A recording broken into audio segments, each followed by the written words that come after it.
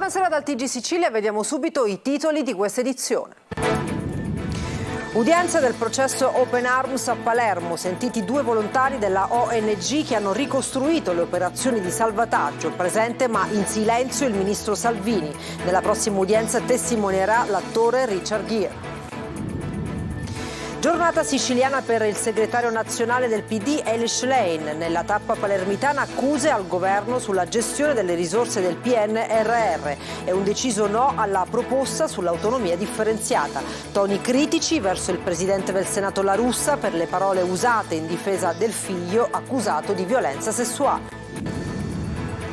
L'emergenza rifiuti non allenta la presa neppure d'estate. Allo Zen di Palermo discarica a cielo aperto e marciapiedi invasi dall'immondizia. Il lungomare di Catania deturpato dall'inciviltà. Griff contraffatte a domicilio, scoperta dalla polizia postale un'organizzazione che recapitava a casa oggetti e capi firmati che potevano essere ordinati online. 11 indagati tra Catania e Napoli. 80 anni fa lo sbarco degli alleati in Sicilia, aperto a Catania il forum internazionale in ricordo dell'operazione Husky, previsti numerosi momenti commemorativi sino al 17 luglio.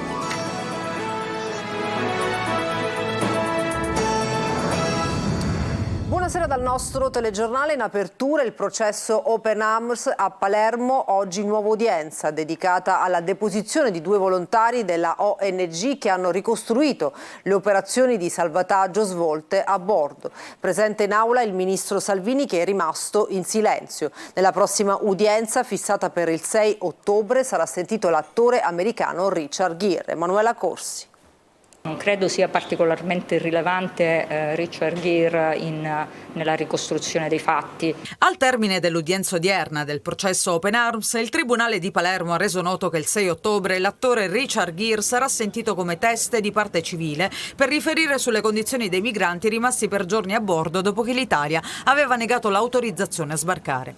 L'attore americano, che all'epoca dei fatti si trovava in vacanza nel nostro paese, affittò un'imbarcazione e il 9 agosto raggiunse la nave per rendersi conto dello stato di salute dei 147 migranti soccorsi, portando loro viveri e acqua. A processo c'è il vice premier Matteo Salvini, che nel 2019 era a capo del Viminale. Per lui i capi di imputazione sono sequestro di persone e rifiuto di atti d'ufficio per aver impedito illegittimamente lo sbarco a Lampedusa dei profughi presi a bordo dalla nave spagnola. Salvini ha scelto di essere presente in aula, ma è rimasto in silenzio, affidando ogni dichiarazione al suo legale, Giulia Bongiorno. Io ricordo a tutte che le imputazioni sono sequestro di persona e rifiuto d'atti d'ufficio. Sequestro di persona non si può configurare perché è quasi, così mi fa sorridere l'ipotesi di un sequestro, quando invece in realtà si cercava di spingere la nave verso la Spagna. Il rifiuto non c'è perché anche oggi, quando ho chiesto io personalmente un test, ma c'era qualcuno che rifiutava di accogliervi, di darvi assistenza, di aiutarvi, la risposta è stata no, nessuno. Il vice premier e ministro delle infrastrutture ha ascoltato le deposizioni dei testi di parte civile, Mauro Di Sì e Francisco Gentico, 2 componenti dell'equipaggio dell'imbarcazione catalana che hanno ripercorso le convulse operazioni di salvataggio eseguite dal personale a bordo dell'Open Arms tra l'1 e il 9 agosto del 2019. I 2 hanno raccontato: avevamo poca acqua che cercavamo di tenere da parte per berla, soprattutto non sapendo quanto saremmo rimasti in mare. E ancora, vedendo la terra vicina, in 4 si buttarono in acqua per raggiungerla a nuoto. Quando li riportammo a bordo, gli altri hanno cominciato a picchiarli. C'era una situazione di isteria, eravamo fuori controllo, temevamo di essere riportati in Libia. Secondo l'avvocato Bongiorno, durante quei giorni i migranti invece vennero costantemente sottoposti a visite e cure. C'è stata un'assistenza continua, approvvigionamento di viveri, sono saliti a bordo degli psicologi, è salito il sindaco, è salito Oscar Camps, sono saliti i medici e poi c'è stato in quel momento una serie di un continuo contatto con l'Europa per un'eventuale redistribuzione. La prossima udienza è stata fissata per il 6 ottobre, quando, come detto, Richard Gere verrà ascoltato dai giudici di Palermo. Il procuratore aggiunto di Palermo Paolo Guido e i PM della DDA Piero Padova e Gianluca De Leo hanno interrogato questo pomeriggio il capomafia Matteo Messina Denaro. L'interrogatorio che si è svolto nel supercarcere dell'Aquila, in cui il boss di Castelvetrano è detenuto al 41 bis dal giorno della cattura avvenuta il 16 gennaio scorso, è durato 3 ore. Per il padrino, che finora non si è mai avvalso della facoltà di non rispondere, è il terzo interrogatorio dall'arresto. Messina Denaro oggi, come nei precedenti incontri con i magistrati di Palermo, era assistito dall'avvocato Lorenza Guttadau. E andiamo alla politica, giornata siciliana per il segretario nazionale del PD Elly Schlein, che dopo aver fatto tappa ad Enna ha partecipato a Palermo al convegno su PNRR ed autonomia differenziata. Per la Schlein c'è il rischio di perdere risorse non solo per inadeguatezza progettuale, ma anche per le scelte che sta compiendo il governo Meloni. Poi il segretario attacca anche il presidente del Senato La Russa per le parole usate in difesa del figlio accusato di violenza sessuale. Vediamo. C'è il rischio concreto che la Sicilia e tutto il meridione d'Italia perdano le risorse per l'elettrificazione della rete ferroviaria, ma c'è anche il rischio che nella revisione del PNRR il governo Meloni cancelli i fondi per gli asili nido.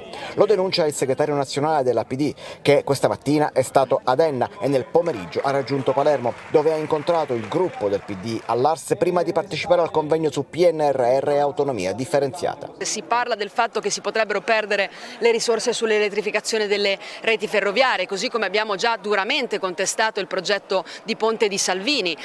Al di là di quello servirebbe rafforzare anzi il trasporto pubblico locale e riuscire ad aiutare anche le famiglie più fragili ad accedere a quel trasporto. Ma il PNRR vuol dire anche nidi e servizi per l'infanzia, così come scuole per l'infanzia. Io credo che non si possa vedere il paradosso di un governo guidato per la prima volta da una donna che cancelli i fondi per i nidi previsti nel PNRR. Vorrebbe dire non considerare che alcune regioni del sud del nostro paese segnano i record negativi di occupazione femminile. Sappiamo che i nidi servono non solo a ridurre le diseguaglianze tra bambini, ma anche a sostenere fortemente l'occupazione femminile. Nessun passo indietro, inoltre, nella battaglia contro l'autonomia differenziata, che rappresenta per il PD il male assoluto. Abbiamo avuto occasione anche prima ad Enna di confermare la nostra battaglia contro l'autonomia differenziata di Calderoli, che vuole dividere ulteriormente il Paese e rischia di aumentarne fortemente le diseguaglianze. Infine una stoccata al Presidente del Senato Ignazio La Russa per le parole usate in difesa del figlio accusato di violenza sessuale. Penso che al di là delle responsabilità del figlio di La Russa, che starà alla magistratura di chiarire, è veramente disgustoso vedere la seconda carica dello Stato utilizzare parole che tendono a minare la credibilità delle donne che denunciano a seconda di quanto tempo ci mettono a farlo. L'intensa giornata della Schlein finisce qui, ma si lascia dietro una serie di accuse e di attacchi. E cambiamo argomento, strade come discariche. A Palermo l'emergenza dei rifiuti prosegue. Lo Zen è una delle zone in cui la situazione è peggiore. Il quartiere è invaso da accumuli di immondizia di ogni genere. Marco Gullà. Auto bruciate, cassonetti stracolmi, marciapiedi asfaltati dall'immondizia, topi, insetti, zanzare. Siamo allo Zen, le immagini che vi mostriamo sono più che eloquenti. Incontriamo anche il presidente di un'associazione che da anni denuncia il degrado in città. Con lui facciamo un giro all'interno del cuore dello Zen. Ma questo è assurdo! Cosa hai trovato? Assessorato Agricoltura e Foreste, perizia di variante suppletiva. È l'archivio della regione siciliana, via Rochi Marciano. 28. Ma queste dovevano essere mandate al macero, non in via Rochi Marciano. Alcuni residenti ci dicono: siamo abbandonati, invasi dall'immondizia e dai topi, nessuno viene a pulire. Questa situazione va avanti appunto dal 2015. Abbiamo interessato tutti gli organi comunali, ma di concreto nulla è stato fatto. Le discariche si formano continuamente e per eliminarle le casse del comune, quindi noi cittadini che paghiamo tra l'altro la Tari, dobbiamo sopportare enormi spese per poter oggi eliminare tutte le discariche che ci sono nelle vie del quartiere. Secondo me ci vorrà più di una settimana, con mezzi e uomini notevoli. E in effetti alcune strade del quartiere sono indecenti per i cumuli di immondizia di ogni genere. La situazione è di emergenza anche in altre zone di Palermo come Bonagia, Cep, Brancaccio e Ballarò. Gli incendi di cassonetti sono all'ordine del giorno, o meglio della notte. Un'emergenza come sempre senza titoli di coda. E anche Catania fa i conti con il problema rifiuti, la scogliera invasa da spazzatura di ogni genere che punteggia il lungomare da Piazza Europa fino ad Ognina. Vediamo.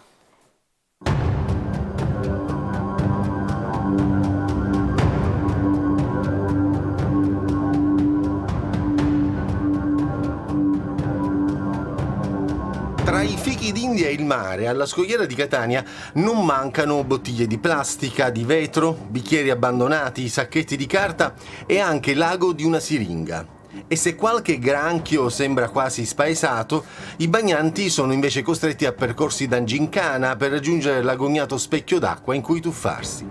Poi c'è chi torna indietro dopo un paio di bracciate con qualche ricordino che non per forza è un pesce da mangiare. E insomma le tocca anche questo, raccogliere la...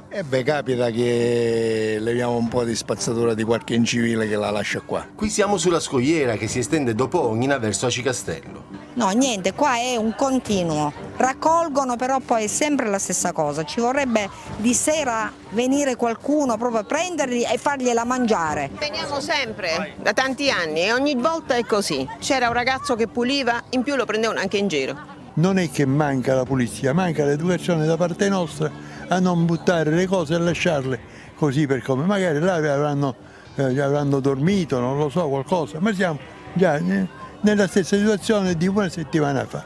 Questa invece è Piazza Europa col solarium che guarda a San Giovanni Licuti in fondo, ma che fortunatamente non guarda a cosa c'è sotto le proprie tavole di legno. Come potete vedere ci sono da quella parte legni buttati in mezzo agli scogli.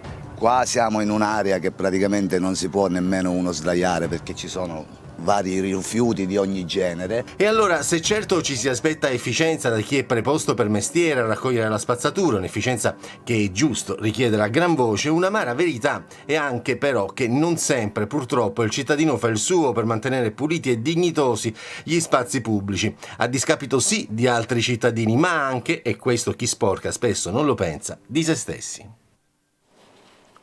Borse e orologi griffati recapitati direttamente a casa tramite ordinazione online, tutto rigorosamente contraffatto. Un'indagine della Polizia Postale ha permesso di scoprire una fabbrica del falso, 11 gli indagati tra Catania e Napoli. Natale Bruno. La borsa griffata, l'orologio di marca, un accessorio costoso, bastava ordinare, la fabbrica del falso lo recapitava a casa, tutto tramite il web. C'erano pure le richieste ad personam nella rete del contraffatto scoperto dalla Polizia Postale delle Comunicazioni nell'ambito di un'attività di indagine finalizzata al contrasto della vendita online di abbigliamento e accessori di marchi contraffatti. 11 le perquisizioni domiciliari e informatiche svolte tra Catania e Napoli da agenti del Centro Operativo per la Sicurezza Cibernetica del Servizio Polizia Postale delle Comunicazioni nei confronti di altrettanti indagati per reato di associazione a delinquere finalizzata all'introduzione nello Stato e al commercio di prodotti con segni falsi e impiego di denaro, beni o utilità di provenienza illecita. Tra i presunti responsabili c'è anche una persona residente a Catania attualmente sottoposta agli arresti domiciliari perché coinvolta in un'altra indagine per traffico di sostanze stupefacenti. Il contrasto della contraffazione passa anche attraverso il terreno virtuale ed è proprio da un monitoraggio della rete a tutela delle imprese e dei lavoratori che è nata l'indagine, che adesso passa in una seconda fase, cioè dopo l'individuazione dei gruppi che sui social, sui gruppi di messaggistica gestivano questa attività illegale. La seconda fase delle indagini dirette e coordinate dalla Procura distrettuale si indirizzerà verso l'identificazione di coloro che realizzavano queste merci contraffatte. Adesso dunque caccia ai produttori di oggetti griffati, produttori che realizzavano in maniera quasi perfetta gli oggetti, tanto che le richieste lievitavano in maniera esponenziale grazie anche al passaparola. L'indagine ha consentito di evitare danni alle imprese del settore, essendo stati rinvenuti e sequestrati numerosi capi di abbigliamento e accessori falsi, riconducibili a famosi brand, nonché i dispositivi utilizzati per pubblicizzare online la merce che, verosimilmente contraffatta, veniva venduta a prezzi considerevolmente inferiori a quelli ufficiali. Cercansi alloggi per studenti universitari a Catania. Sono oltre 2.700 le richieste a fronte di 680 posti disponibili per i fuorisede. I sindacati chiedono un confronto con Ateneo, ERSU e Comune. Tonino De Mano. Oltre 2.700 richieste, 2.731 per l'esattezza, a fronte di 680 posti, peraltro già assegnati. Emerge in tutta la sua problematicità la gran alloggi per gli studenti fuori sede di Catania, costretti a fare la spola tra la casa dei genitori e l'università, oppure a sborsare cifre fuori budget e fuori controllo per trovare un monolocale o addirittura una stanza. Se al nord un mese fa è andata in scena la protesta degli studenti in tenda davanti agli atenei, anche al sud i costi continuano a crescere. Laurearsi oggi rischia di diventare un lusso perché, oltre alle tasse di iscrizione e al caro libri, bisogna fare i conti appunto con il caro affitti. Appena il 36% degli studenti iscritti all'Università di Catania ha la disponibilità di un alloggio pubblico erogato dall'ente regionale del diritto allo studio, e questo è un problema perché costringono questi studenti a erogare e quindi a buttarsi su un contratto privato. Studenti e sindacati chiedono da tempo un confronto con l'Ateneo, l'ERSU ed il Comune di Catania.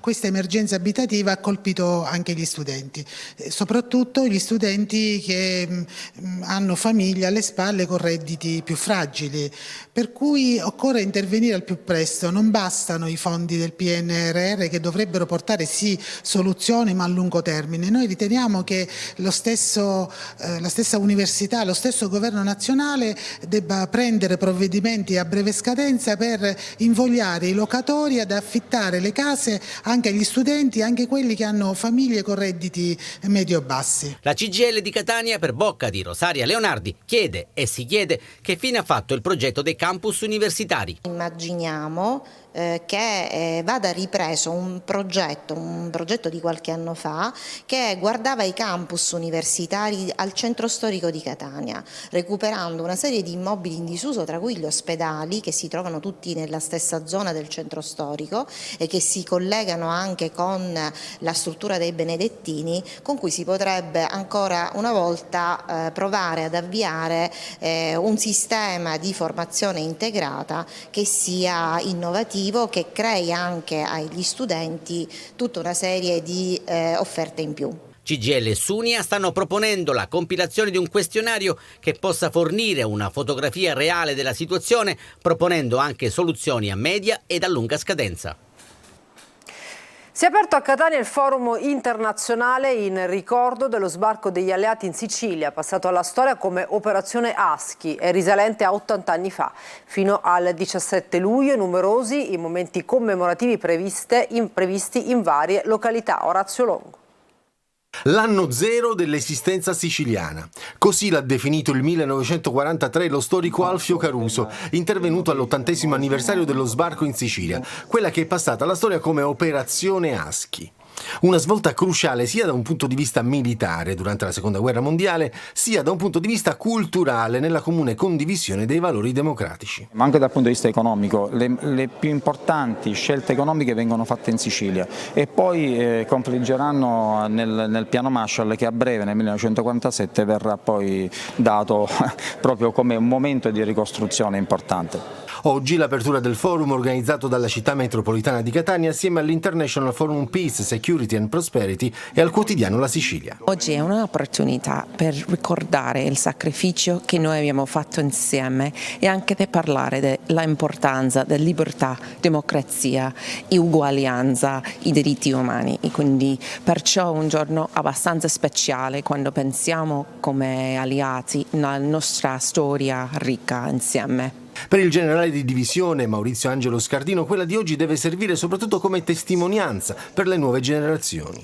Le future generazioni sono proprio l'obiettivo di queste celebrazioni, perché sono proprio loro che dovranno passare il testimone in avanti nel tempo, in maniera tale che non si verifichino mai più quegli episodi. Diversi momenti commemorativi previsti in varie località della Sicilia fino al 17 luglio, mentre è previsto un prolungamento straordinario dell'apertura del Museo dello Sbarco di Catania con ultimo ingresso alle 17 fino al 10 luglio. Il Tempio di Segesta riapre le porte al pubblico dopo 20 anni. Da oggi i visitatori potranno accedere all'interno dell'edificio sacro che finora era stato possibile ammirare solo dall'esterno per ragioni di sicurezza. Laura Spanò. L'antico Tempio dorico di Segesta torna ad accogliere al suo interno i visitatori che possono interagire con le installazioni di Gandolfo Gabriele Davide e con le azioni rituali suggerite dall'artista. Chiuso al pubblico da quasi 20 anni per motivi di sicurezza, il Tempio riapre accogliendo i visitatori che potranno accedere all'interno del maestoso edificio sacro nel corso della giornata e in alcune aperture serali. La mostra non è solo un'installazione di land art, ma è un'esperienza profonda, un autentico segno di rispetto nei confronti del parco archeologico. Il progetto è un invito a riflettere e dialogare con l'ambiente circostante, perdersi e ritrovarsi in una natura potente e presente, riconnettersi, cercare spunti per narrazioni diverse, stringere cerchi lontani e ritrovare simboli comuni da condividere, immergendosi nel cuore più ancestrale della città stratificata dell'antica Segesta. Inaugurata ieri sera, la mostra, curata dallo storico dell'arte Lori Adragna e dal direttore del Parco Archeologico di Segesta, Luigi Biondo, si snoda in un percorso punteggiato dalle opere arricchito da una sezione curata dalle archeologhe Maria Cecilia Parra e Chiara Michelini, impegnate da anni nelle indagini archeologiche dei siti siciliani di Segesta e di Entella. Per l'assessore regionale ai beni culturali Francesco Paolo Scarpinato aggiunge un altro tassello alla migliore fruizione di questo straordinario sito archeologico già ricco di scoperte come quelle nella Casa del Navarca, nell'Acropoli Sud dell'insediamento. La mostra sarà visitabile fino al 19 maggio 2024. Una breve pausa, tra poco il calcio, non mancate.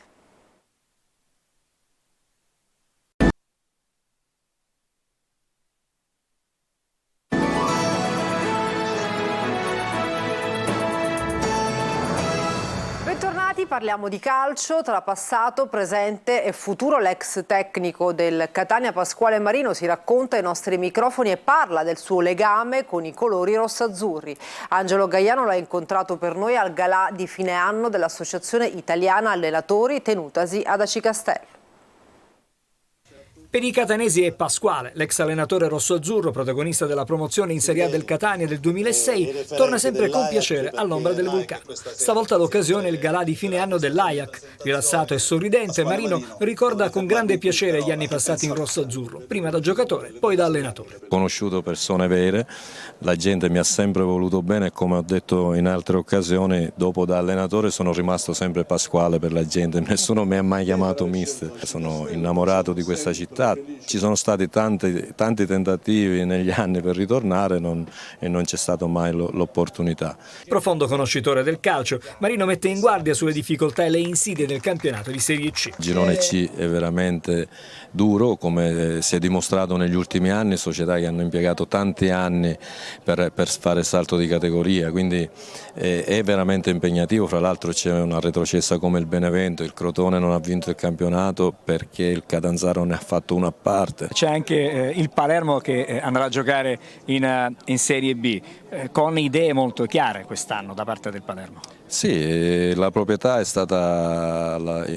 inglese è stata chiara fin dall'inizio, dovevano prima consolidarsi nella categoria, quest'anno già stanno facendo degli innesti importanti per fare un campionato di livello superiore rispetto allo scorso anno che per un non nulla non sono riusciti a fare i playoff. Fermo per scelta, per tornare in panchina, Marino aspetta la proposta giusta. Sono diventato un po' più grande e quindi spero di trovare la soluzione giusta, non ho fretta, se c'è la possibilità di iniziare dal ritiro bene, se no aspetterò, vediamo quello che succede. Il galà di fine anno dell'Ajax, al quale hanno partecipato i vertici provinciali e regionali della Federcalcio, è servito a tracciare il bilancio della stagione appena conclusa. Da 2 anni fortunatamente a livello numerico registriamo una crescita sempre continua, non è mai facile perché associare le persone bisogna convincerle, far capire quali sono i prodotti che offre l'AIAC, no? Tutti i servizi che offre l'AIAC. Riconoscimenti sono stati assegnati agli allenatori della provincia di Catania, vincitori di campionato. E per stasera dal nostro TG non ci sono altri aggiornamenti, grazie per averci seguito e buona serata.